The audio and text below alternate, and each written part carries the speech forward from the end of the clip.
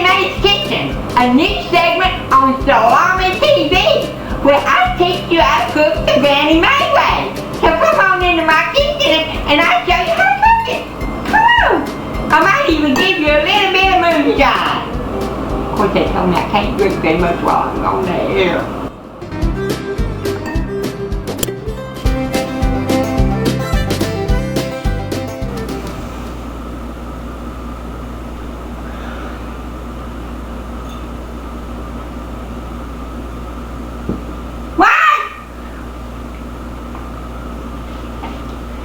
Everybody, it's Granny Mae again, and welcome to Granny Mae's Kitchen.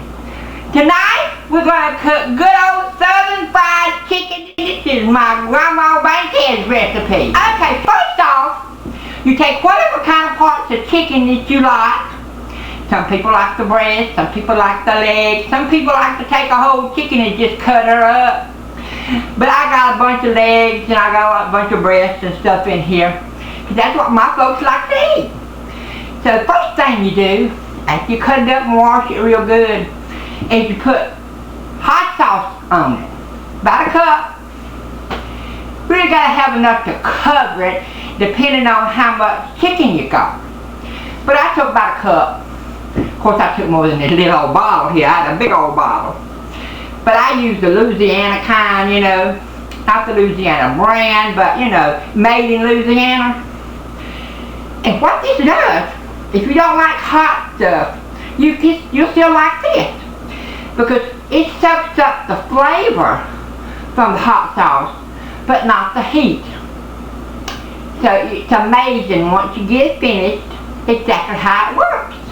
Okay, first of all, after you get your chicken soaked overnight in your hot sauce, then we're ready to try to get it ready to fry. First of all, we take our eggs, one at a time, we break them. We're doing that to make sure they're not rotten and something messed up with them, because you know I use hen eggs out of my hen house, and I tell you, sometimes they got little bloody spots and stuff in them. I know you don't want to hear that, but that's just the way it goes. So, take that, put that in a shallow dish.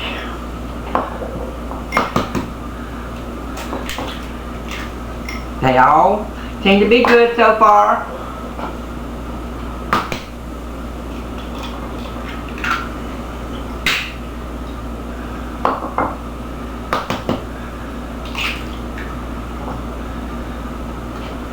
Okay, now here is where I add my salt and pepper. I grind it up on that egg, because the egg's going to go straight to that chicken.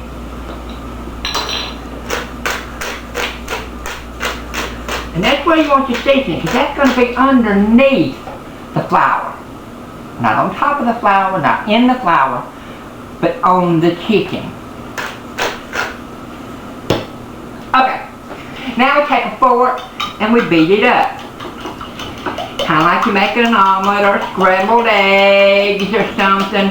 You want that all beat up nice and neat.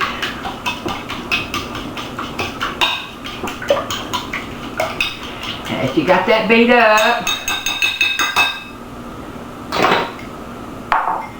then you take your chicken, one piece at a time, kind of get any of the excess hot sauce off of it, put it in there.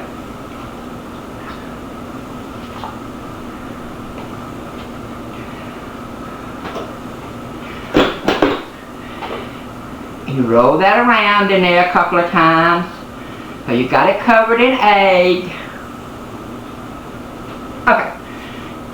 Remember our wet rag? We always have to have us a wet rag to make sure we keep it clean. Okay.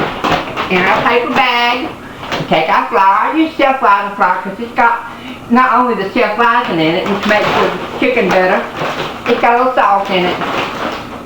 Okay. Then we take our chicken, strip the excess off of it, lay it into your bag.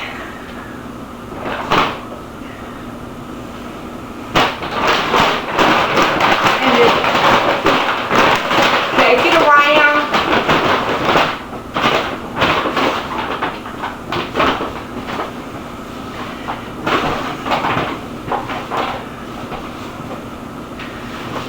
comes out nice and covered. Now what I'm going to do tonight, making my grandma's chicken, is I'm going to put in my grandma's colander to shake the excess off.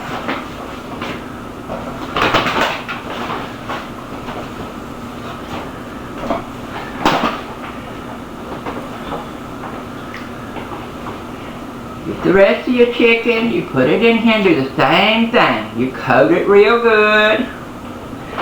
Put it down in your bag of your flour.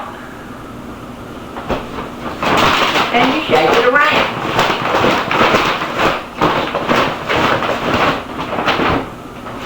This is a kind of a early shake and bake kind of stuff, you know? Shake and fry. I only do a few pieces at a time.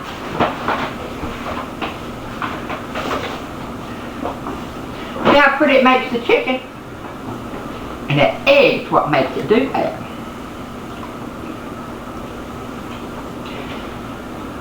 Now I leave the skin on my chicken because my folks like the skin on it. It makes the chicken taste better, a lot more juicy, a lot more tender. But I tell you, if for some reason the doctor says, you know, you got to skin your chicken, it still works good with skinless chicken. Gives you the coating on there that wouldn't normally be on there any other way. Because if you don't got the skin, you know, and you do these same steps, it'll still be good. It's not quite as good as with the skin.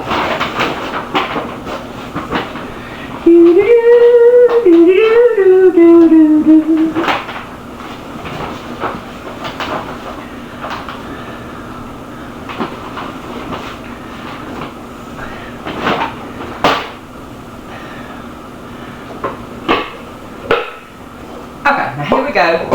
We're going to take and shake all the excess off. And now it's ready to fry. Now ain't that simple.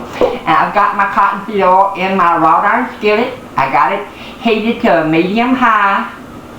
And I'm ready to start frying. So come on, let's go to the stove.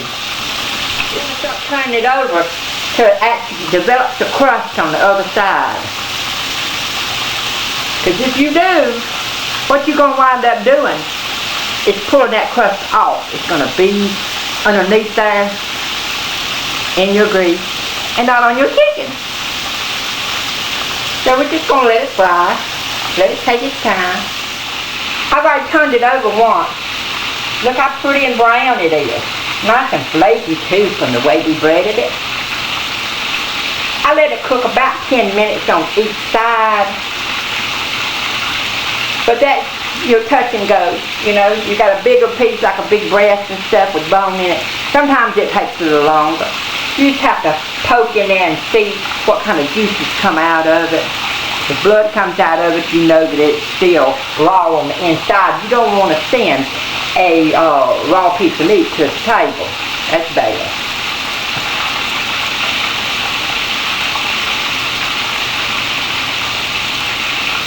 You can't rush fried chicken. Get that? You cannot rush fried chicken. You'll get salmonella poison and die. Even the moonshine won't kill you. Okay, so now here we go. Some delicious home-fried southern-style chicken with my grandma's recipe. So I'm sure if y'all try it, y'all gonna like it. Brother! Hey, brother! The fried chicken's ready! Put your cake in, boy!